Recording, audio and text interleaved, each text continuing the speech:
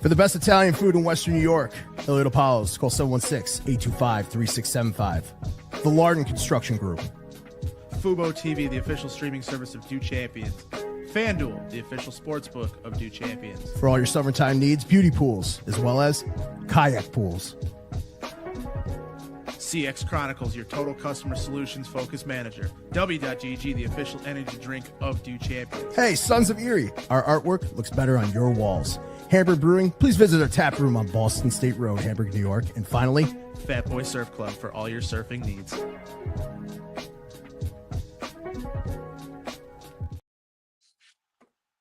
All right, good morning and welcome into another Saturday edition. As we're back on Saturday, we're here Friday night last week. Doing a little late night puck. Now that we're doing early morning puck. So after the Stanley Cup final last night, I thought it was going to go longer than it did, but fucking Brad Marchand, man. There's nothing else to say. There's truly nothing else to say. I can't stand him. I know most Sabres fans can't. Some group. Some people want him. Some people don't. I want to see him. I want to see him bash into the boards from behind. Like I'm sorry. Like that's the type of player he is, and I don't want him anywhere near the Sabres. But that's that. So first and foremost, welcome back to California, Brian. How is your morning out there? How's the weather? Beautiful. Nice and cool, crisp, basically, when you're in Florida, speaking of Florida and the Stanley Cup, it's like when you walk outside, even at 4 in the morning, it feels like the oven's on already. It's like 84, 85 degrees, humid already. I said, this is just, that's why I told my parents, this is why I come here in the winter usually, but this year I came here much later this year, but we are back on the West Coast bright and early, and Bobby says, "How could you do it 6 a.m.?" I said, "I could talk about the Sabres 24/7." So, absolutely, I'm ready to go. So it's perfectly fine. We're happy to join you all on this lovely Saturday, as we are now in June, Matt, and we are inching only closer to the draft. inching closer to the draft. and for agency. So we're definitely getting there. So, and I'm going to say hello to Robbie out there. Good morning, and go Oilers, as I know Matt would definitely suggest on that front, and go Sabres as well. So we'll get the party started. So where shall we begin, Matt? Yeah, so first and foremost, I do want to touch on a couple of things. So you'll see myself and student body right at Jeremy Kelly's Why Not You football camp here again later today. We will have some great interviews from Buffalo Joe Andreessen, Nice. Daryl Talley, some other things, some other former players hopping on. We had Tony Richardson on last night. Found out that his easiest running back that he blocked for was Adrian Peterson. That was pretty cool. You'll see that clip come out probably later today or tomorrow. There's a lot of things that we talked about, including his military background and how it helped him transition to the NFL, all that stuff. And it's just great interview. And we'll have some more of that today.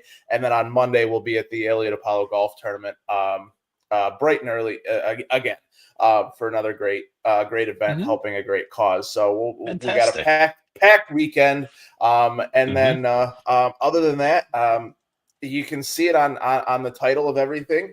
We're going to be talking Sabres, draft, free agency. We're going to be talking the Cup Finals, and again, fuck Brad Marchand. I can't say it enough.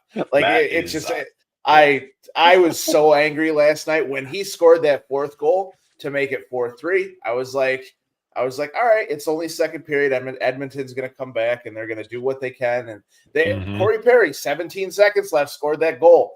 Even my wife was like, "That's one of the best goals I've ever seen," and she's 37, and it's just a wonderful thing to watch, and it really is. Unfortunately, it had to end on such a shitty goal. It was like he didn't even touch the puck on that goal, like that went through Stuart Skinner's legs, and you can't blame him, but you would think Draisaitl would have at least taken the puck away from him, not like trying to just hack at the puck. Don't try and get fancy and just try and steal it from him. Just get the puck away from the player. So, what are your thoughts on what happened last night, Brian? I mean, wow. The first thing I want to say about the Stanley Cup final in general, I've been watching Stanley Cup final since Mike Bossy and the New York Islanders won 4 in a row back in the 80s. I mean, I'm 51, so I'm showing my age a little bit. I cannot recall a better first 2 games of a Stanley Cup I've ever seen. I mean, both were classics. I mean, just drama, overtime. Both teams have, imposing their will at certain times. I mean, there were certain times I'm sitting there watching, like, oh, Florida. Remember game 1, Florida was up 3-1. Okay, it's going to be typical Florida, just like last year, right? And then here comes Edmonton all the way back. And even yesterday, there's just so many ebbs and flows and so many changes in the games. Hard hitting, physical breakaways. Big players being big. Connor McDavid being big. Draisaitl having his big moments too, and it's just this could be one of the greatest finals of all time. The stage is set, right? We'll see how it goes going forward, and it's between 2 teams that I would have never imagined in my life, right? Like years ago, right? Imagine, Matt, if I told you 10 years ago that Florida and Edmonton are going to have a classic Stanley Cup. Florida, Edmonton, like that's a weird combination, right? But here we are, and I just hope the NHL could capitalize on it. As a casual in this series, I really do not. I mean, I think it's time for Connor McDavid to win. To be truthful, I'd like to see him win, but I just want to see a great series. I want it to go at least 6 or 7. That's what I'm hoping let for. me bring this back up for you, because you guys had on Coast to Coast. You had the great guest Kevin Masseri on, and Yes. he said him, and I think Whittle agreed with him that you guys are a little a jealousy part of it, that you don't want to see Connor win one until Josh does. I'm not feeling that way. I care less. I think it's a completely different thing, because I just. It's time for him to win one. He's been in the league since 2015. Eichel's got one before him, and he's got the better team. They just can't figure out goaltending, because, had they had, and we talk about it all the time with the Sabres, had they had better goaltending last night, they're not letting in some of those goals. They're not letting in, because a lot of them were just a lot of the Florida goals were cheapy goals, like the one from that tied the game. Yep. Tkachuk should have never been on that point, or on the top of the circle there. And he did bump into Stuart Skinner on that one, but they decided not to go with the replay challenge there. But my thing too is I am very happy that they're letting the players play. Yes. But when there's obvious penalties that need to be called, they need to call them. Yes. Like there was one that Connor McDavid was starting to come up the boards on the left. If you're facing Edmonton's goal on the right side, if you're going up ice, it's on the left side. He got hooked down and then got put into the ice. That's a clear call that needed to be made. I think the refs were a little worried. They didn't want to have happen what happened in game 1. But how do you not call a delay game on the over the boards when Florida shoots it out? You can't not call that. Like that's absolutely the right call. And so I think that they were a little worried about having themselves be the reason why it cost Florida the game again, or vice versa. So I think that they let them play a little bit more than they should have. But I mean, it is. I might be a little biased, but I thought the only series that I've seen that was better in the first 2 games was the '99 Cup Finals. Just because you had the Jason Woolley, the shot heard around the world. Around the world, yep. And then you had game 2 where there was nothing but scraps and fights and everything else. Yeah. And, the goals being traded back and forth. 2 great goaltenders in Belfour and Hasek, and true. So I mean, I'm sure there's other first 2 games out there that number one last night. I think that, recency bias might be a thing, but that these first 2 games to go to one of the first overtime and almost have it end on a power play that way, and then game 2 goes to 2 overtimes and it ends on a breakaway that Draisaitl just couldn't get the puck away and it slides through Skinner, and those are the type of goals that go in these late overtime games, right? Yep. Yep. Yeah. I mean, the majority of goals we see scored in the playoffs, let's be honest. I mean, especially when you get to this level, are tip in, sometimes deflection, sometimes, you just got to get it on net, right place, right time, things like that. Because, the players are so uber focused on, Mm-hmm. defending the front of the net and the goalies. And, there's just, you know, you're not going to see a lot of clean opportunities this time of year. So it's really Right, all the little things that add up. And right. listen, Brabowski, again, he gave it 4 goals. You maybe say, oh, he gave it 4 goals yesterday. He was fantastic last night. I mean, he's Oh, been really good the whole series, even though he's given up, 4 or 5. That doesn't always tell the whole story in terms of how a goaltender is playing. well, and that's the thing. Like we saw last night, Bobrovsky, he gave up, what was it, 3 goals in the first period, and didn't give Mhm. up another single goal until 17 seconds left in the third period on Yep. a chip in where he has the entire both teams around him, and the puck clearly had eyes to get in the back of that net. That puck was Mhm. not going in, Yep. not going into the net. So I mean, he stood on his head. There was multiple chances in both overtimes for Edmonton that he Yep. just stood on his head. The one that comes to mind is the one that came across. I can't remember who it was, the players right now, but the one that came Yeah. across, I think it was Kasperi Kapanen was the one Yep. to put it on net, tipped it right on net. But I mean, it's just he stood on his Mhm. head. Like there was nothing else about it. He stood on his head and he was looking ready to go. So. Matt, you mentioned a name that makes me shake my head every time. Kasperi Kapanen. He was dangling in the wind in the waiver wire earlier this season. And I remember you and I spoke about with the Sabres, why don't they put some claims on guys like Kasperi Kapanen? And every Mm-hmm, time I see how well he's been playing in the playoffs, like, that's mm-hmm. the kind of guy the Sabres need. And it just drives me crazy. That just brings up that whole Kevin Adams thing. But we'll get to that in Yeah. a second. But one of the player I really wanted to highlight, and I gotta say, I was a little bit wrong about this guy. I wasn't crazy about the deal for Florida at the time, but Seth Jones was fantastic last night. I mean, he was everywhere. +3, 2 points. Like he's really played a lot better. I mean, he's always been a very talented, defenseman Mm-hmm. around the board, kind of playing. Under he doesn't get a lot of notoriety because of where he played. Columbus, he was in Chicago during the bad times, but I think fans are starting to see how good remember he was a very high draft pick, very highly regarded. I think it was just his contract that was bad too. Like he was just paid so much money. But now with Florida, where Chicago's eating some of the contract and of course the low tax thing, as we, talk about in exhaustion, right? But yes, Seth Jones has been a very good addition for Florida, which I did Mm-hmm. not expect. But yeah, he was everywhere last night, so he He deserves a lot still of he still kudos. makes the boneheaded plays. Like He does. Hmm. he broke his stick last night in overtime and gave them that 2-on-1 Hmm. that Kapanen almost Yep, scored on. this is true. I mean, like who You got does to that? deal with Like that a little bit. Yeah. you broke your stick at the blue line. You clearly see you don't have the puck anymore, and it's starting to be cleared out. Why are you going to the bench to grab another stick? Like Hmm. you got to drop back and play without your stick until you got it. Hmm. So Absolutely. Absolutely.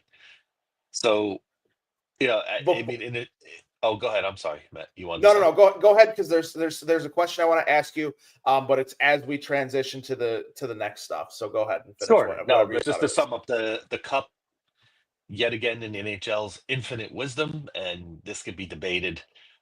This is 2 weekends in a row now that we do not have playoff hockey on Saturday or Sunday. It, It's dumb. It's dumb. it drives me crazy, but it is what it is. I mean, I'm not sure why this trend is happening.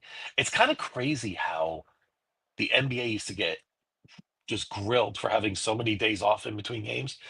Now the NHL feels like they're doing it more than the NBA is. The NBA is caught up to the Mm-hmm. NHL in their season. They start 3 weeks after. They play the same amount of games, right? Yeah.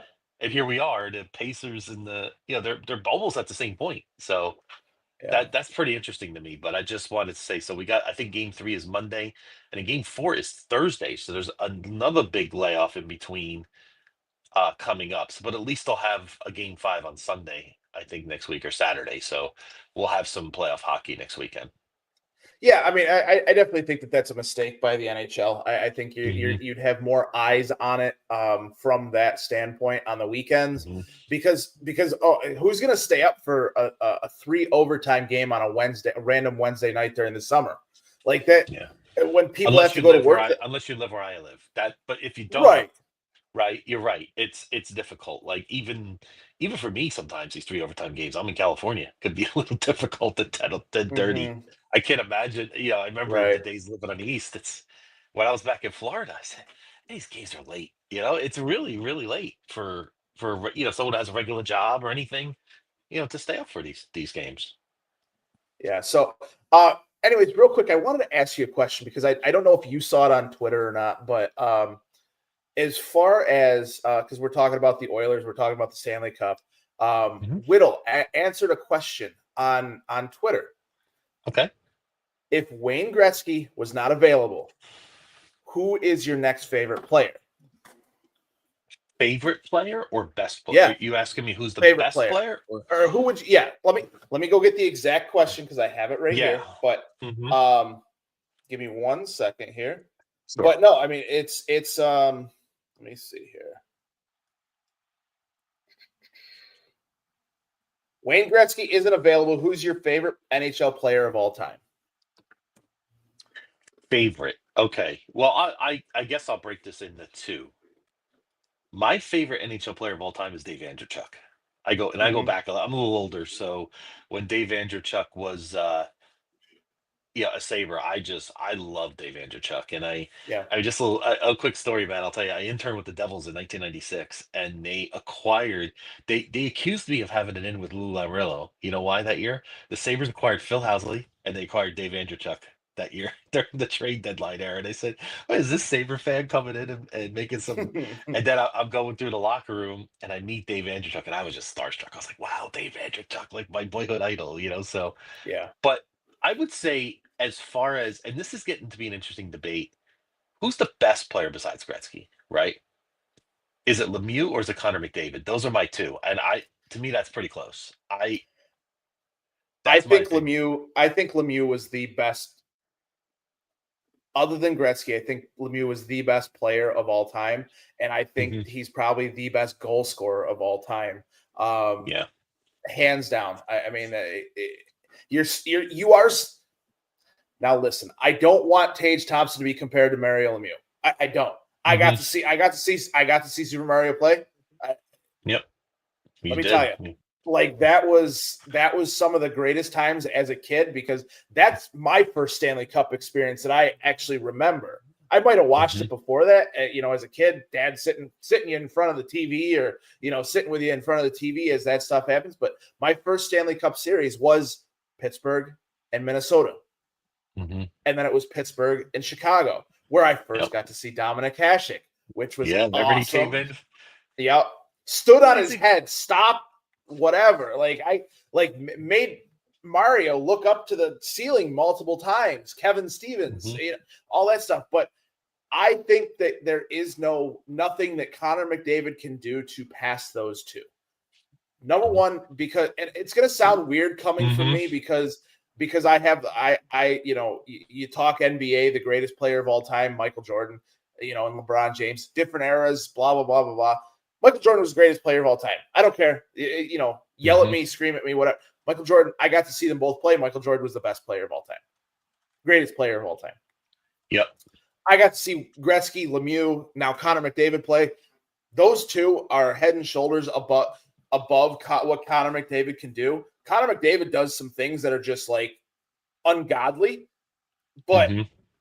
the things that Gretzky would do from behind the net, or the way that he would score goals, or he has almost double the assists than what some players have. So it's just crazy what he did in his time. Now, Lemieux was injured often injured. Like But that, you got to remember, and he had that. he came non-Hodgkin's lymphoma. He came back in that Yeah. 93 season or 94 season or whatever it was after going through the radiation, everything like that. Still played a lot of the, and he came after the little time off he had. He was down in the goal race to Pat LaFontaine and ended up beating him. I remember Ended that. up But LaFontaine had an overtaking him. amazing season that year. By the way, also one Yeah. of my favorite players of all time, Pat LaFontaine. That's another guy that I would put towards my top 5 of all time. Mm-hmm. But So it's an interesting debate. So we know Andreychuk and now LaFontaine is your favorite Sabre of all time. If you had to rank them, give me like your top 5 players, and not maybe necessarily favorite, but your top 5 Sabres players of all time. Top 5 Sabre players of all time. Wow. I gotta put. It's hard not to put Hasek number 1 because he was that dominant for me. Like I know a lot of younger fans might see highlights and things like that, but basically from like 94 to 2000, 2001, I mean, Dominik Hasek probably was the best player in hockey for about 4 or 5 years, and that's probably the only time the Sabres ever had the best hockey player in the world, right? For that time. I mean, he was just so beyond stellar. It was unbelievable. I compare him to Sandy Koufax in baseball, where he just, if you look at that time frame, he was just so dominant. And if he would have started earlier in his career, I mean, to start playing till like 27, 28 in the NHL, if he would have had those out of 3 or 4 years, you stack it on the 90 wins or 100 wins on his plate. He's clearly up there. Number 2, that's a good question. I mean, say Gilbert Perreault. I know we're going way back on this, but I got to put Gilbert there too. I mean, again, it's a different era, but he was a 500 goal guy. I got to put him number 2. Number 3, I put LaFontaine. I would say, in terms of, again, I'm talking about longevity with the team and production as well. Then it gets interesting at 4 and 5, right? I got to really think about. I mean, Phil Housley's another guy. In terms of you could say Phil Housley. You could say Dave Andreychuk as well. There's quite a few. I'm trying to think of other guys too. I mean, Gilbert's the only 500 goal guy in Sabre history. That I could tell you. I got to put Rick Martin there too. Again, I'm going way back here, folks. I know a lot of people are like, wait a minute, and I'm going to say this. I'm going to welcome Steve to the show, but I just love this day. He may not be top 5, but he's definitely one of the best name players of all time that I've ever seen play for the Saints. Maxim Afetagenoff is just a great hockey name. And number 2, I just loved watching him play. So I just want to give kudos to that. I'm going to put at number 5, Matt, and I'm putting him there already.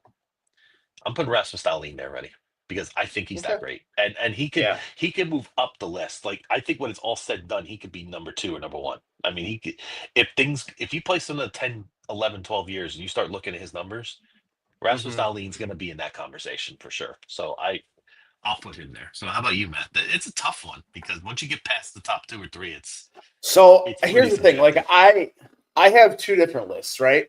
So because I didn't get to watch the Gilbert Perreaults, I didn't get to watch the Rick Martins other than on replay and so my number 1 is actually not a player. Rick Jeanneret. He is the best Sabre of all time. He is the best Sabre of all time. That's number 1. Number 2 for me would be Dominik Hasek. Number 3 would probably be Ryan Miller. Number 4 would be Number 4 would probably be Chris Drury, and then number 5 would be Danny Briere. Those are probably the top 5 Sabres that I have. Now, your actual top 5 are that I think are the best Sabres players of all time are Gilbert Perreault, Rick Martin, Danny Gare, Dominik Hasek, and I'll put LaFontaine in there, LaFontaine. Yep. Thank you. No, Mo Gilney. Oh my God. That's the thing. You know what I like about your list, Matt? It's also best and most impactful players Mhm. in team history. Like Drew Breer had a major impact on on the Sabres, right? As an organization, right? Would you agree? Like that era, if Yeah. you ask Oh, any fan absolutely. your age, Chris or Drury maybe came like, in. Where are yeah, the Stanley Cup pictures? Where's the stuff in the locker room? Where's the motivation? yeah, yep. Hasek, of course, and John Arett had the biggest impact of all. Like, all of us grew up with Rick at some point, and then even McGillney had a major impact. I mean, when he came over from Russia, right? He was that was a big story, and he scored on his first shift in the NHL. I mean, he put up 76 goals for the Sabres one year too. So that's another McGillney. By the way, can we just say how much of a crime it is that Alexander McGillney is not an NHL Hall of Fame? I It's mean, as much of a crime that he's not in the Hockey Hall of Fame that Steve Tasker is not in the NFL Hall of Fame. yes, I agree. Speaking of Jeanneret, got to give a shout out to my favorite avatar every single week, Real Deal Prime. So speaking of So Rick, let me finish this up. So last night, with the question, I said my favorite player, favorite player of all time, or whatever. If Gretzky's not available, was Mario Lemieux. yes, Two things. So this was a big thing back in Pittsburgh back in 90-91, after he was drafted. Jaromir Jagr. hmm Did you know um if you what is it? If you take the word Jaromir, the way it's Mhm. spelled, and it actually spells Mario Jr. if you rearrange the name the letters. That's first. hmm And second, what did I show? What was the thing that I sent you the other day about Yager, right? yeah, With he's had, what was it, 28 years or something like that? Or let me see if I can find the graphic real quick that I sent you. hmm But it's crazy to me to think that because Yager had he got drafted in 89, I think. And then he's still having an impact on some of these players today. hmm Like, that's crazy to me. yep, There it is. Hold on. Just want to give a shout out to the who put the tweet out. Big Head Hockey. Big Head HCKY. hmm Former teammates of Jaromir Jagr have made the Stanley Cup Finals in 1, 2, 3, 4, 5, 6, 8, 9, 10, 11, 12, 13, 14, 15, 16, 17, 18, 20, 21, 22, 23. Okay, I'm done counting. But it was from 1980 to 2025. There's not been a single year that was missed that hockey was actually played, that Jaromir Jagr has not had a teammate that was wow, in the Stanley Cup 1980. Finals. Well, I was thinking Trottier probably for the Islanders, right? Because he was He on the was with the Penguins for a long time. he was with the Penguins. Yep. Yep. 1980 was Brian Trottier. 80 to 84 was, or 80 to 83 was Brian Trottier. Yeah. Trottier. You had Mark Yep. Messier. You had Joe Mullen. You had Mark Messier. Wow. You had Yuri Houdina, Mario Lemieux, JJ hmm Dan Denalt. Danielle. Yeah. Yeah. I mean, the list goes on. Mark Recchi, Peter Sikora, Wow. Alex Barkov, like, just players over and Amazing. over. That's amazing. Like, that's That's 45 years. Is that right? Yeah, 45 basically years, since I've 80 been to, watching yeah. hockey. Yeah, Yeah. Yeah. basically, sounds a little kid. Yeah, Absolutely crazy to me. yep, Absolutely absolutely. crazy to me. You know, one other thing I just wanted to put a bow on the Gretzky Lemieux thing, but I wanted to say this too, and this is Steve brought up a good one for your list. Rob Ray would get mentioned.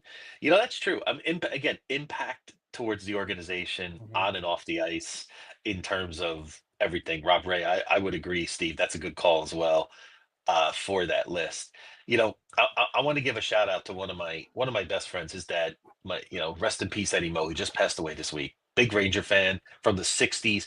But he always told me something. We talked about this in the late '90s. He said in his mind, he watched a ton of hockey. Wayne Gretzky was the greatest player ever, but Mario Lemieux was the best player ever. And I Mhm. and I like and we started talking about it. I said, yeah, that kind of makes some sense. I understand that. Like, I'll give you a tennis example. Maybe Roger Federer is the greatest player on the men's side, but maybe Novak Djokovic is the best. Like, the greatness of Gretzky was well beyond what he did on the ice. It's the impact he had on the southern tier, the impact of growing the game. But if I had to choose one player, right, to start my franchise with, forget health, forget everything else, I think I'll take Lemieux over. Yeah, I mean, if you're talking one season for the fate of the universe, I'm probably taking Lemieux. But you best bet if I have to draft 5 players and you're only able to put 5 players, kind of like Monstar's situation with Space Jam, it was hockey instead of basketball. You bet your ass I'm drafting Lemieux, I'm drafting Gretzky, I'm drafting Yager, I'm drafting Hasek. Like that's it, and that would be a good debate too. Like if create your Space Jam team, like that would be pretty cool. That'd be a pretty cool debate. But to put a quick bow on this, do you know what else happened in 1993 when Lemieux came back? 1993, was that the team with Solani McGillney 76 goal years? Or am I a year off? What else happened in 93? So we all remember Patrick Lalime, right? Yes. Former Sabre. When Lemieux came back, they went on a still standing to this day record 17-game win streak. Also, Mario Lemieux went out for the radiation treatments, was ahead by 33 points on Pat LaFontaine. He was gone for 23 games. LaFontaine had taken a 12-point lead, and Lemieux ended up winning that scoring race. Amazing. 160 points to 148.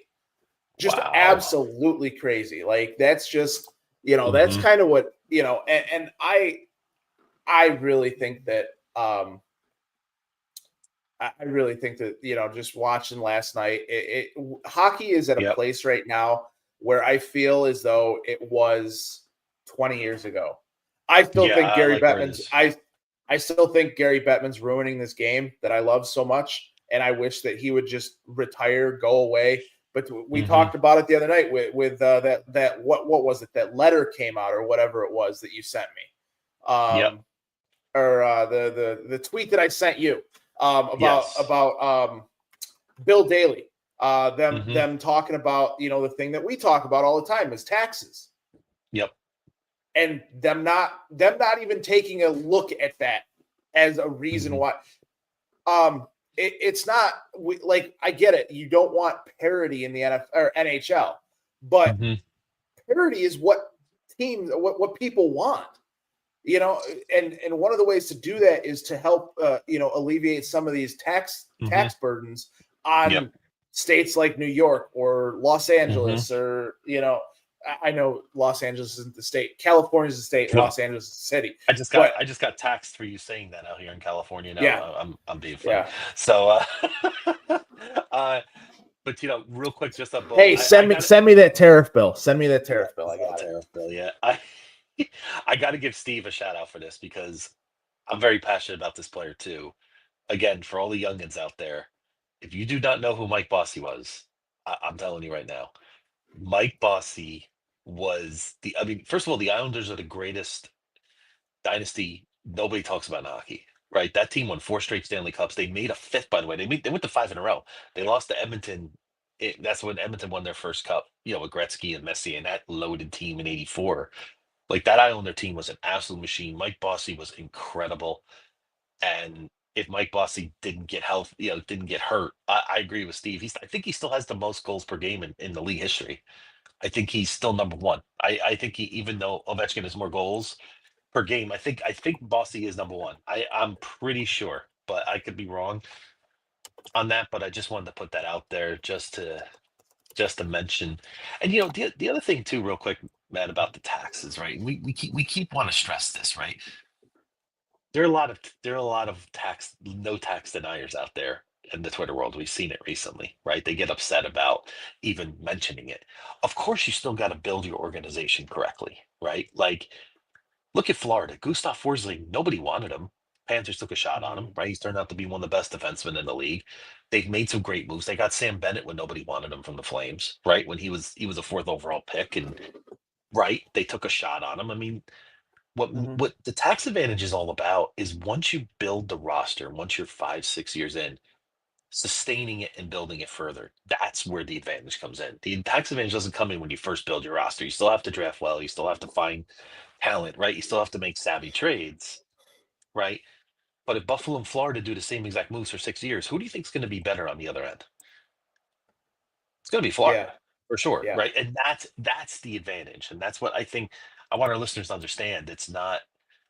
I mean, look at Nashville this year. Nashville made some bad moves. They have no tax in Tennessee, but they obviously haven't cashed in because they haven't made the right moves. So it's not just, oh, you're a low tax state, you're going to be great. It just makes it easier for them to accomplish their goals than, let's say, Buffalo. But the other thing about Buffalo is we don't have a leg to stand on too much, Matt. You know why? Because we don't spend to the cap. We've left $30 million on the table for last 5 years combined. So the no tax thing is more about the Rangers. It's more about Toronto. It's more about those teams that spend every year that have those challenges. So as a Sabre fan, and Kevin Adams, and again, how dare he say that if he's not spending to the cap? So that still doesn't sit well with me. That's another level to that whole palm trees and taxes that doesn't sit well with me. You're not even spending to the cap. So, yep. Yeah. This is something, yeah, and this is something else too. I wanted to get to this too about what Steve said about dynasties and parity. I think the biggest thing, Steve, and Matt, and you could disagree with me on this. I think you need a villain in every league, right? LeBron James, like for example, in basketball, there's a lot of people who love him, but there's a lot of people that hate him too. But that's what makes it interesting, right? Like Tom Brady in football, like a lot of people loved him, but a lot of people hated him. You need that villain or that villain team. That's what gets. Yeah, and that's the one thing hockey's got to keep building on. We need a villain team in NHL. Like there's maybe it's Vegas, maybe it's Florida. Who knows, right? But that's And I think each market has their own villain team. Like at this point for us, I don't know if it is that way right now, anyways. But because the Sabres have sucked for so long, but a little bit it's been Vegas for Buffalo because of the Eichel stuff and everything like that. And there, even though there's rivalries, there's with other teams like the Flyers and the Maple Leafs and things like that. We can't beat the Flyers. We can't beat the Maple Leafs. I mean, every once in a while, the Sabres will get lucky and they'll beat Toronto. But when it comes to it, I really think that your villain for, say, the Sabres is Vegas, because for whatever reason, it's just they always seem to get up higher and play that game because of the Eichel stuff. They do. But I did want to give you. I did want to give you a quick update. Mike Bossy is still number 1. Mario Lemieux is number 2. Austin Matthews right now is number 5. And Alex Ovechkin is number 7, with interesting. Pavel Bure being number 6. It's another guy that gets lost in the shuffle, and how great he was as Pavel Bure. I mean, one of the most dynamic players I've ever seen. Yeah. I do want to say this though. I to touch on Steve's thing. I didn't get to see Mike Bossy play, but I got to see replays, and I think he was probably one of the best goal scorers of all time. I still think Lemieux is number 1. I think he was the great. Yeah. He could literally take over a game. Like he could literally take over a game and win games by himself. Had he not got injured, I think that you're chasing his record, not Gretzky's. I think Ovechkin. I still think Ovechkin is still trying to catch Lemieux if he doesn't have the back stuff and he's out for almost 2 years, and he doesn't have the non-Hodgkin's lymphoma and he's out for X amount of games, and the constant back injuries, the constant I think that he had something like, I'd have to go back and look, but I think he had something like 400 or 300 something points in juniors the year he got drafted. Like it's crazy how many points he actually had. So I mean, I just and then to touch on Steve's other thing, I get it. I get the whole villain arc. I get the whole everything like that. But I personally don't think that professional sports professional sports leagues, I think that they would rather have parity. I really do, because it's going to make things more interesting rather than seeing, the same team over and over.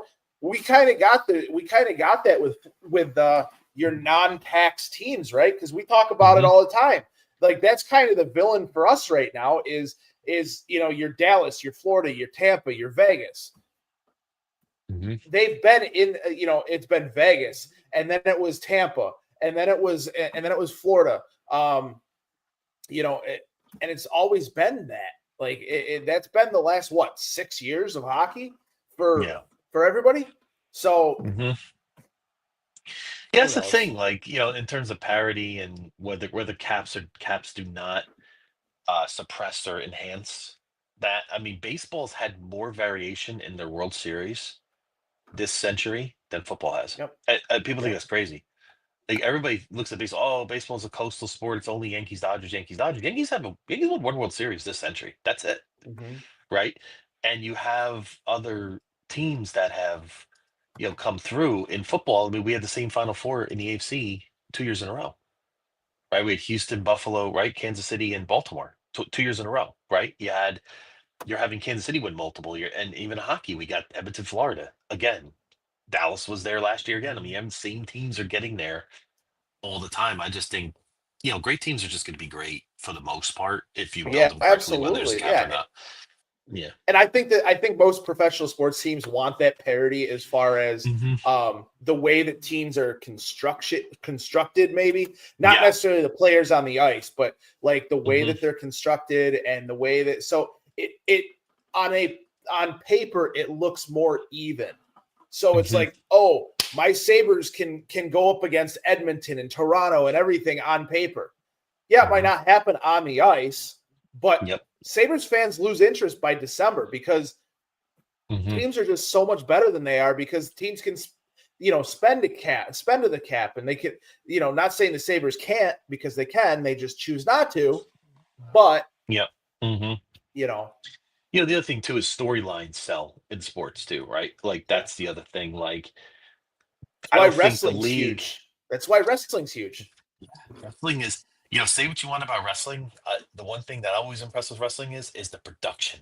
Is the they come. I love the intros. I love when the rock steam music comes out. And the spark. Everything's flying in the air. It's awesome. Like, I understand the rush that people get from wrestling. But like the Connor McDavid winning a cup thing, I don't think is emphasized enough by the NHL. That's a big story. That's something that's got to be emphasized. By the way, you know what else happened in 1993? This last time Canada won a Stanley Cup. That's another layer to that story. Montreal with the stick against the Kings, the illegal stick, and which turned that series around. I might switch to rooting for Florida now. No, I'm only kidding. That's it. That got Matt rooting for Florida. No. I'm only kidding.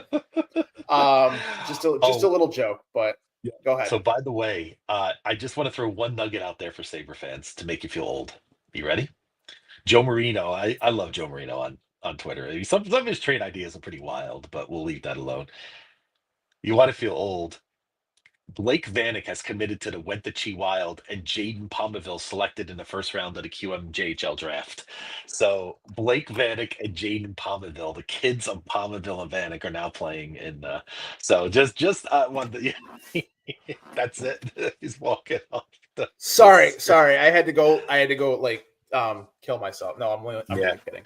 But that's crazy. To we watch their parents. Their parents. And now we're going to be able to watch the kids. So it's just, it's one of those things, and Hyperdim put out here. Hey, it's 100% true. Like, I'd love to see a Devils versus Wild, or Canes versus Kings, or even Rangers versus anybody.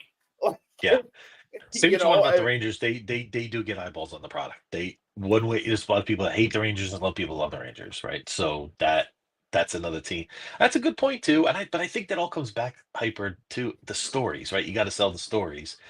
And this, again, this is, Chiefs Bills is a big thing now. Why? It's Allen versus Mahomes. It's the different types of quarterbacks. It's the angles. It's the rivalry. It's, it just builds up like that. there's a lot to it. It's But as you much have as to. as much as it is a Chiefs dynasty, a Patrick Mahomes dynasty, I get it. He's the new Tom Brady. They're the villain in the NFL. Mhm. But it feels like every single year, because of the way that the cap is, the way that they have to spend to the cap, they have to. They have to. And Yeah. we talked to Tony, when we talked to Tony Richardson last night, he even said, there's a floor there that, so they're pushing them to spend as much as possible to that cap. So that's what creates the parity. And it's not necessarily like the players you have on your team, because not every team's going to have a Josh Allen. Not every team is going to have a Patrick Mahomes. Not every team is going to have a Jalen Hurts. But teams try and find those type of players. You have a few different, archetypes that are built that certain type of way. But, and they're trying to, go build it those few different types of ways.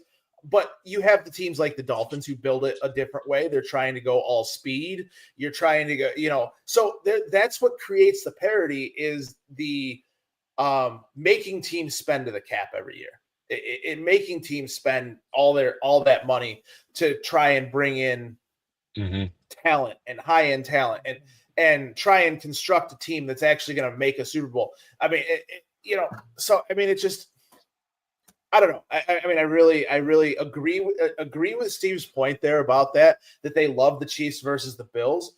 But neither one of them is a true dynasty. Chiefs are close, though. I got to put them. Chiefs, they're very close. I actually would. I would make them a dynasty. I think when they made 3 Super Bowls in a row. How many AFC title games they make in a row? 6, 7. I got to put them there, Matt. Here's a question for you. Yeah. Would you consider the early Philadelphia Eagles back in the early 2000s? Would you consider them a dynasty? No, because they only made 1 Super Bowl. Doesn't matter. You just said the Chiefs just made AFC championship games. You're right, but that's part of the story. But I added the Super Bowl. And I get that, but I wanted to put that out there because just because you win, yes, you go to the NFC championship game, you go to the AFC championship game. That doesn't mean that you're a dynasty. Yes, they've made the Super dynasty. Nope. Close. They were close. I mean, 4 Super Bowls in a row is amazing. Right, they were close, but they didn't follow it up after that. The only true dynasty that has ever been in the NFL is the New England Patriots, and I hate those words coming out of my mouth because I hate Tom Brady. I gotta put the Niners there, the '80s, but they were pretty amazing. But I get you though. I understand what you mean though. Maybe dynasty's throwing out a little bit too much. I mean, Florida's getting close here in hockey, and if they win this year, that's 2 and 3 years. And if they followed up again with 2 bigger years after that, then you got to start putting them in that equation. But that comes down to it. What do we consider a dynasty now? Because do we take it off the top where it's, great. You won 3 years. You won 2 out of 3. You won. You won. It's like a 5 year. We think it's a 5-year stretch minimum. We got to start. I mean, it can't be 3 years. You got to look at least. 5 I think it's got to be. I think it's got to be 5 to 7 year stretch of actual dominance of the sport. I would agree. With you. And that's why I'm saying, like, I think New England is truly the only true dynasty that in the NFL that we've seen. It was ridiculous. It really was insane. So, I mean, 20-something years, like for Tom Brady, or 20 years for Tom Brady, and then he moves on to Tampa and wins a Super Bowl down there. You, as much as Bills fans and Sabres fans and whoever fans hate Tom Brady, it's tough to hate the guy, right? Especially after. I respect. Yeah, I don't have to like him, but I respect him. Does that make sense, right? Like after a while, and you just you get to a certain point where you just admire how great a player really was. Yeah. Right. Is that fair to say? Like, I did that even with some of the greats in basketball many years ago. Like even Larry Bird. I couldn't stand Larry Bird when I was younger, but as he got older, I started realizing, wow, this how incredible he was, right? So I didn't root for him necessarily, but I just respected him. So that's one thing I would start with. Yeah, and then Steve has a comment on the, a little bit of a joke. DeBoer working on a championship game dynasty fell a bit short. Yeah. But By the way, you ever seen that meme of? I think it's from Korea. It's a guy that maybe he's on trial. There's all the Koreans, and he says "wood." Do you ever see that one where it's like a microphone and he goes "wood"? yep, And yep.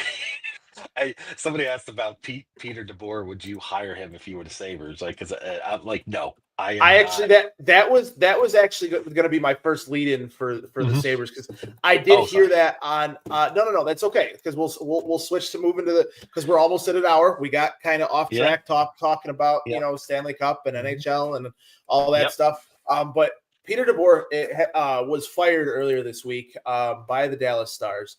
Now, here's the thing. What do you think about? I'm going to let you go on Peter DeBoer for a second. Go ahead and tell us how you feel about him. I mean, very, very successful, and you can't argue with his track record, right? I mean, in terms of how many conference championships he's made recently. I mean, he's also had some very stacked rosters too. And you got to wonder, is there something that he's doing that's wearing out his welcome so quickly, right? And there were internal things being said about, maybe from Dallas players. See, this is what I think happened. I think the owner of the Stars had their meetings with the players, and there may have been enough players voicing their discontent with Peter DeBoer, and that's why he is now without a job. It was like, why did you do it now? That's probably wise. To me, that's a little bit of a red flag in terms of whether I would bring him into the Sabres right now, right? It just considering where we are as an organization right now. So you can't argue with the results, but do we have a roster like Dallas Stars? Do we have a roster like the Vegas Knights? I mean, that's something we do not have. So I don't think I want him on my organization right now. I am the same way. Hold on. I'm looking something up because I want to bring some context to this. So the last 3 teams Peter DeBoer has coached. Can you name them for me without looking it up? The last 3 teams that Peter DeBoer has coached? Vegas, Dallas, and was it New Jersey? That was close, but that wasn't the most recent. It was San Jose. San Jose. That's right. Okay. And they got smacked by the Penguins. Smacked. Like every time he's been in a championship type situation or anything, his teams just don't get up to play. I'm not the biggest fan. Like, they fired DeBoer in Vegas, and that same year with the same team with everything else in 22-23, and hired Bruce Cassidy. That's the year that Vegas won the Stanley Cup. Like, I heard it the other day. Somebody was saying that, even his teams don't know what the heck he's doing half the time. So even if you were to, like, would I want him on this staff at all for Lindy Ruff to be looking over his shoulder at all, just in case something were to happen? No, I don't. I want the Sabres to have nothing but the ability to look forward, right? None of this looking over your shoulder, none of this looking, and that's why I want the Sabres to keep Devin Levi in the minors, go out and trade UPL, go out and acquire another goaltender. So you're not having somebody that's always constantly looking over his shoulder. You sign one of these free agents to a 1 or 2 year deal with the knowledge, knowing that Devin Levi is most likely going to come up and take over for him. If you play well, great, but we're not having you look over your shoulder, because what's going to happen is Devin Levi is right there no matter what. So that's second. I don't want Lindy Ruff to be looking that way. I don't want, I know he's old enough. He'd just say, screw it. You guys are going to do this to me. I'm quitting anyways. So, but what I'm saying though, is we need to continue to look forward. So bring guys that, number one, want to be here. Bring guys in that number two are going to help with the culture of this team and the culture of winning for the Buffalo Sabres, and continue to move forward.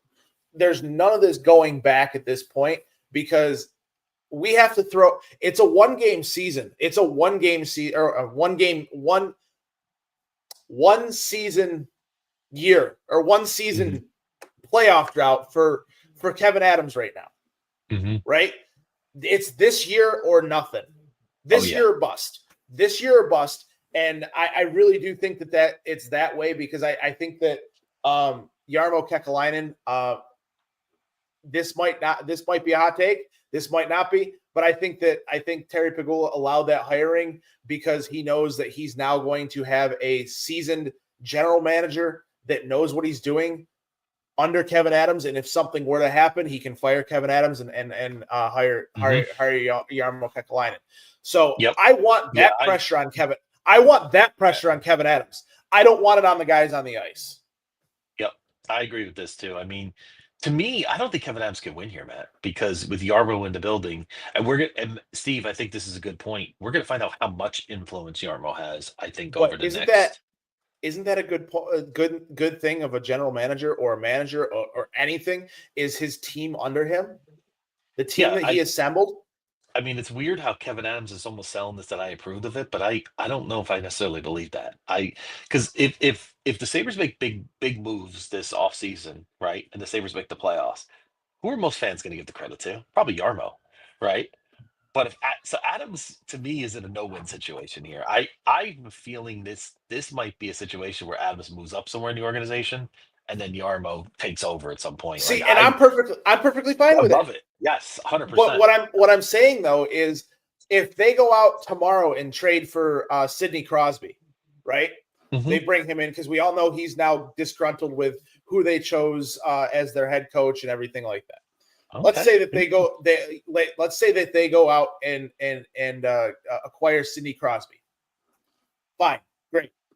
It was Yarmo who headed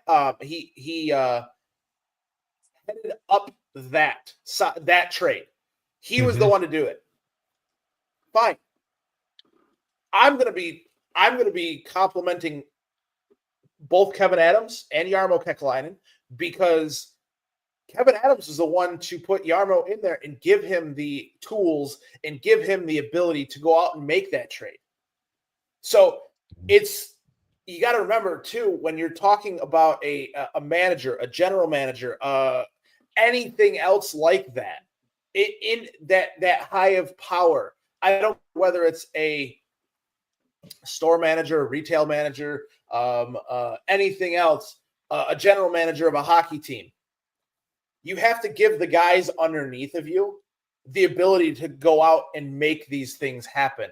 You have to give them everything, every tool out there, every piece of whatever out there, and the ability to make these moves happen. So I think it's just as much. Yes, Yarmo should be praised for bringing in a Sidney Crosby or a Malkin or a Pettersson and getting these trades over the hump. But I also think Kevin Adams needs to be getting his credit too for not only approving and signing off and hiring Yarmo, but also giving them the ability to do that. Because at this point, I really do think that he is general manager in name only. I think that it's more, yes, he's the one that's going to have to sign off on these things because he is general manager. But I think that he's going to, I'm hoping that he's giving Yarmo and Eric Stahl and, whoever else the ability to go out and find these deals to happen and then bring it to him and say, okay, this is what we have on the table. Let's bring this in and let's work as a team to get this done. So that's kind of where I sit on the whole thing. So I'm giving Kevin Adams the year until something fails. Yep. Isn't it really Sabres what Steve just said about? I did, yeah.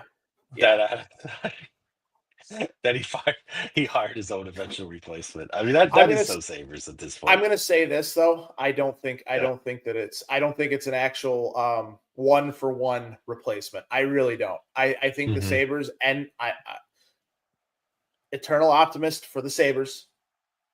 I think the Sabres end the drought next year. I think they make the playoffs next year. I think they win a series. I think they win a series. Ooh, wow, you're going even further. You're saying a series. Now you got me thinking Because Party in the Plaza, round two. I Matt, think that Matt, they, Matt live from Party in the Plaza doing the podcast with yes, 6 beers yes. in. That's what I want to hear. It might happen. It might happen. But no, I mean, I'm being serious though when I say it. Mhm.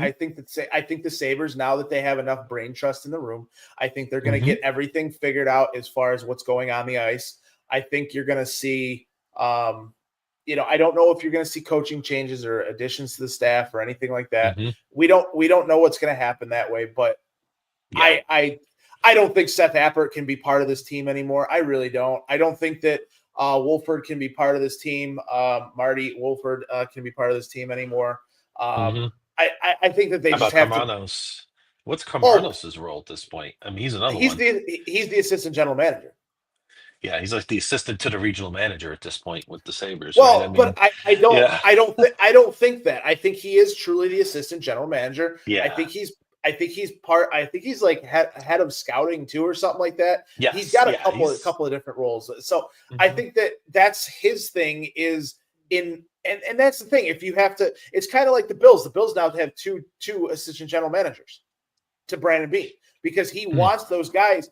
He wants those people in there that he can bounce things off of. And I think you're starting to see a little bit of that with Kevin Adams. I'm not saying that, it did happen, but we know from previous things that Kevin Adams and Brandon Beane do talk. So who's to Mhm. say that he didn't talk to him and be like, yo, like, you need to get your own brain trust and you need to get your own guys in there to be like, kind of go with, yeah, his role is coffee, paper clips, and staples. Yeah. You never know. We don't know what the inner workings of the Sabres are, but I really do think that, Kevin Adams has a brain trust in place now. And I do think that they will end the drought this year. I really do. That Like it. might be the eternal optimist in me, but I think that Optimistic this Matt Diegert, ladies and gentlemen, on June 7th. I like it. I like it. um Yeah. yes, this is the last thing we were going to touch on before we get out of here because we do have again Jeremy Kelly's camp today, so definitely check out on that. Mhm. You'll see myself and Student Body right from that later today. Yes. But trading for Robertson has been kicked around the media. Wouldn't trading for with Dallas for Wyatt Johnson make more sense? No, it might make more sense for the Sabres, but it's not. It wouldn't make sense for the Dallas Stars Mhm. because they want to get rid of as much as they possibly can, and I think that Wyatt Johnson he just signed his contract, He or did 8.4 million, I think, till right 2030, if I'm remember correctly. 5 year contract extension with the Dallas Stars worth $42 million. Yeah. The average annual value is 8.4 million. So Mhm. I think that I honestly don't think that makes sense. I think it makes perfect sense for the Sabres, like to bring in somebody like that. Great. But Mhm. there's a reason they just signed him. Yep. There's a reason that Yeah. I think that Robertson, and I'm not saying this, by any means. I think that a lot of things need to be done. I said it last week. I don't think it's out of the question for the Sabres to move off players and sign a big splash in free agency like a Marner and trade for a Jason Robertson. I really Mhm. don't think that that's out of the question. Yep. I think everything is on the table right now for the Buffalo Sabres because this is the final year. It's like the final countdown for Kevin Adams. So I would surmise that he is going to overturn every single rock, every single nook and cranny to find anything possible to do what's best for this team. Mhm. Absolutely. As far as Jason And, Robinson goes, I mean, this is a guy for me I would trade for in a heartbeat. I mean, this guy's been 100 point. He's had 40 goals twice. He's had 80 points last couple years. And just to note, he's not playing with absolutely top dynamic centers all the time. It's like Connor McDavid's feeding him the puck, right? So he's doing it on his own. Now, the one thing that I see, we see a lot of trade offers for Jason Robinson out there, right? We say, oh, we're going to trade Paterka and Byram. That's not going to happen, folks, because the Dallas Stars need to shed salary. This is why this is even being considered. The key to this whole equation, and I want They fans to keep want an eye on it. draft picks. They want draft Yep. picks. I would trade them number 9 in a heartbeat, and I would trade them next year's 1. If that brings me Jason. I'm a little leery on next year's 1 just because of who's coming in the draft next year. I got to protect it though. It has to be protected. Absolutely. I'm not losing McKenna just in case we put him out. Yeah. Top three protected. I'm perfectly fine with that. And Dallas would have to be too, because not only are you getting number 9, you're clearing up cap space, or the ability to clear cap space, but you're also getting a 1 next year that could potentially be 4, as high as 4. Yep. I think it's a little bit, but the trade will have to look something like this, and I know Matt's not going to like this. I already know it already. 9th pick, maybe Oslin, maybe Kulik. Like, that's kind of trade this is going to take to get. Hey, I'm perfectly fine getting rid of Oslin and number 9. You want to trade Oslin, number 9, and I may have to give up more because of who you're getting. Another, right? And right. But the player to keep an eye on for Dallas, folks, in the offseason is Tyler Seguin. He's got $9.8 million the next 2 years. He's the roadblock. He's the reason. But he has a no move clause. But he signed for 2 more years at 9.8. They can't buy him out. They get no savings at all for buying him out. So they're in a real bind with Seguin. And then also, don't forget, all these other contracts kick in. Oninger kicks in next year, and you mentioned Wyatt Johnson. They also have to sign Thomas Harley after the season. So Dallas is, they have 7. They need the money. Players. They need the money. Yeah, 7 spots for $4.9 million. Matt Duchene's a free agent. He's coming off an 80-point season. I mean, that's they're in a little bit of a bind. If I had to handicap it, folks, where I think Robinson's going to end up? He's from Arcadia, California, which is my neck of the woods over here. I think the Kings or the Ducks. I have an odd feeling Dallas. I just could see one of those teams really, he's the only first Filipino player ever in NHL history. It's a big market here. I could see them making a huge push for a guy like Jason Robertson. One of those teams, especially Anaheim. I can't because of they're in the Western Conference.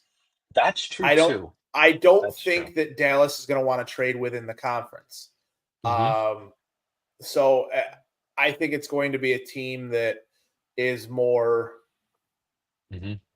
By the way, I shudder at this thought too. By the way, I'm going to agree with Steve on this. I don't want Benson part of that deal either. That's another guy. No fly zone for me. No, but I hate to say it though, because there's going to be so many teams lining up for him, Matt. It might take something like that to get him, and I don't know if I get it. I get it, but I'd rather go out and sign. I'd rather go out and sign a Mitch Marner, than trade for a Jason Robertson. If it means if it costs me Benson, like if they're like, oh, here's the only way I would do it with Benson. Only way I do it with Benson.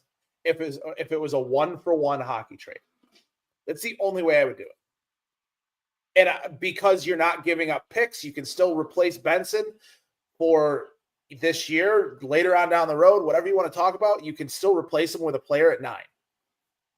That's the only way I would do that for Benson, because you're going 1-for-1. You still have Hellenius down in Rochester. You still have a lot of, but I love Benson. I love his game. I really do see a lot of that Danny Briere quality in him that you saw from, when he first came to Buffalo.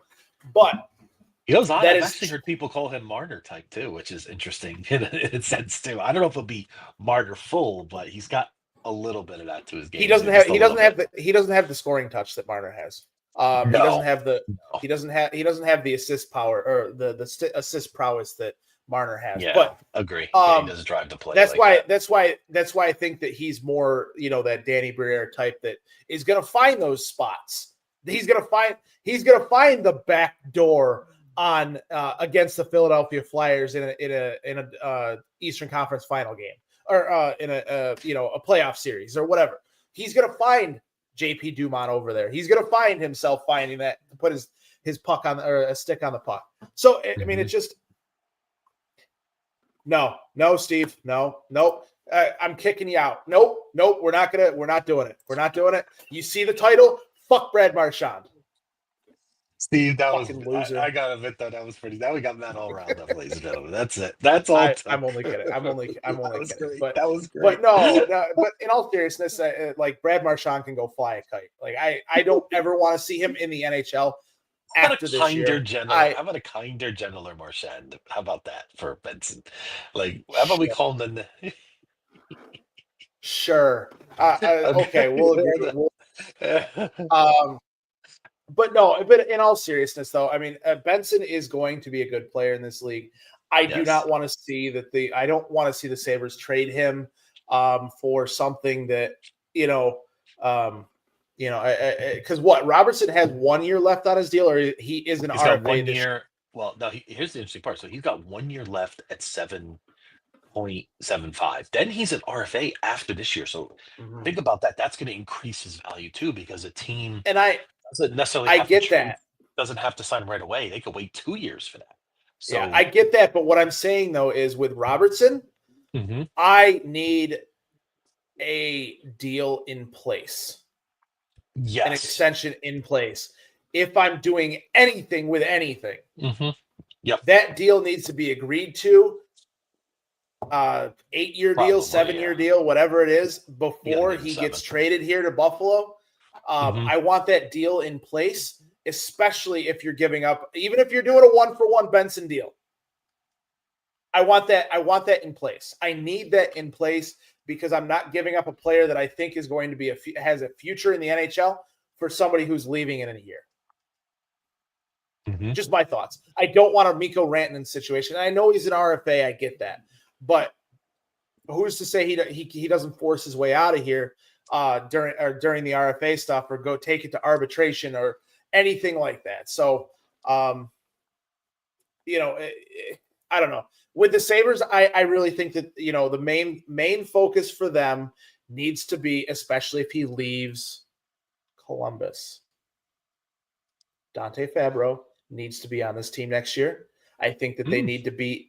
I think they need to be in the running for Mitch Marner. I think we need to hear something about Jason Robertson being at least have the tires kicked on him as far as a trade and see what Dallas wants. I not necessarily be one of the last remaining teams in there or anything like that, but I really do think that those are the three things that, and I think they need to get rid of UPL. I think UPL needs to be done. I don't care what Kevin Adams says.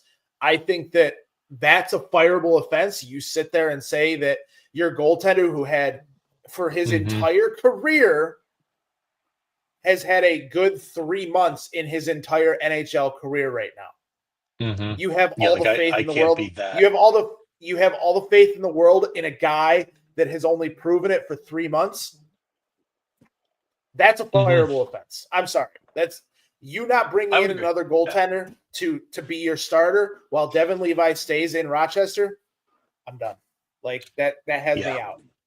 Yeah, because even think about Devin Levi too. Is we see glimpses, but there's no guarantee Devin Levi is going to be that guy. That's the other thing too. I mean, I think the signs are there, but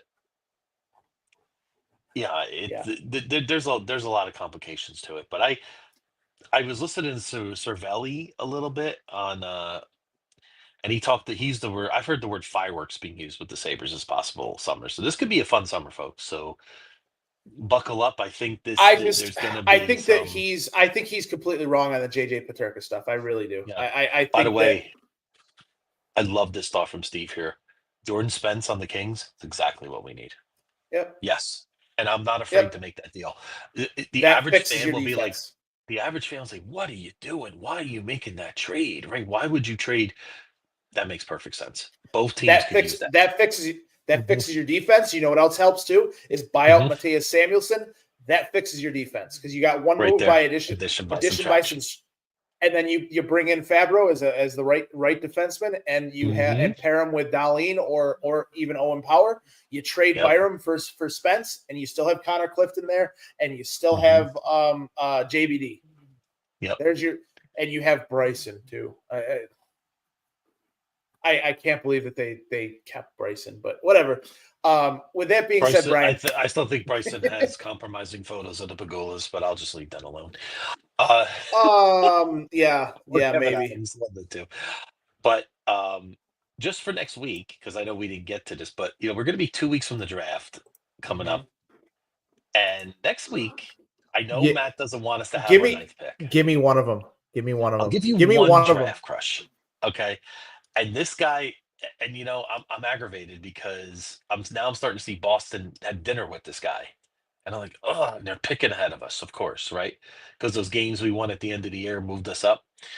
His name is Brady Martin, 6 foot Mhm. 174 center. You're like, well, 6 foot 174.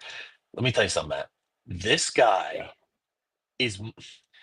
You think I'm crazy? I've watched some stuff on Port. Remember, Porter Martone was our guy.